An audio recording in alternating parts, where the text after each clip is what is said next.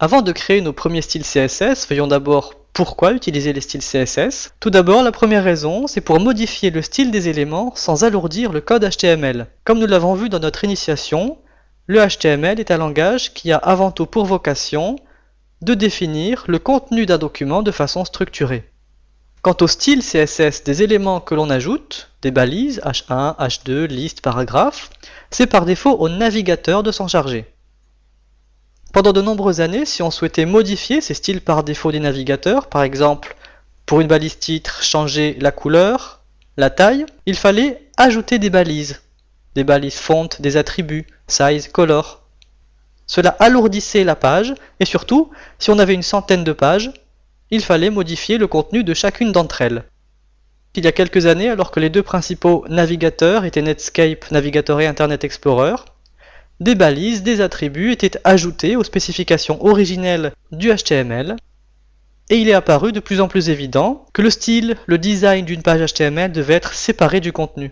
C'est un organisme nommé W3C, pour World Wide Web Consortium, qui a décidé d'ajouter des styles à la version 4.0 du HTML, styles qui sont aujourd'hui supportés par tous les navigateurs modernes.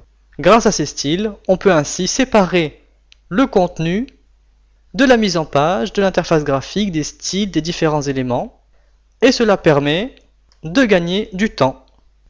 Un style CSS décrit comment un élément doit être affiché, par exemple de quelle couleur, avec quelle police de caractères. Et puisque les styles peuvent être externes à la page, on peut modifier l'affichage d'un ou plusieurs éléments présents sur toutes les pages d'un site en éditant un seul fichier de style CSS lié à ces pages. Nous avons vu dans la vidéo précédente quelques exemples de ce que permettaient les styles CSS. On peut donc modifier le design d'une page de façon absolument radicale.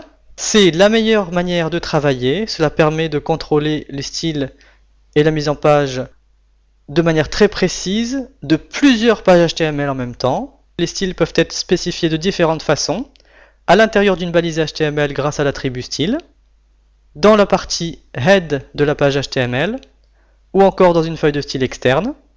Les styles s'appliquent du premier au dernier dans l'ordre de lecture.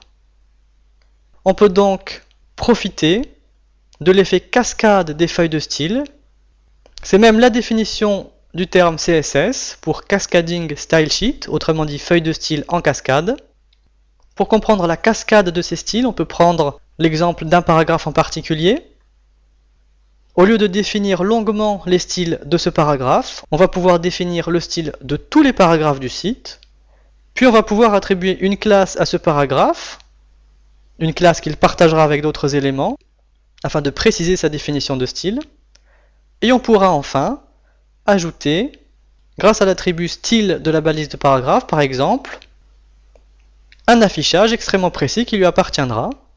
Néanmoins, on peut retenir que l'utilisation des styles CSS permet de séparer le contenu du design, de gagner du temps, de profiter de l'effet cascade des styles afin d'avoir des réglages précis tout en évitant pour un élément de redéfinir toutes ses propriétés.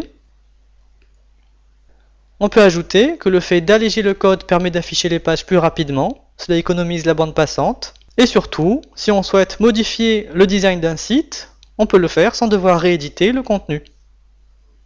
Voyons maintenant dans la leçon suivante à quoi ressemble une feuille de style.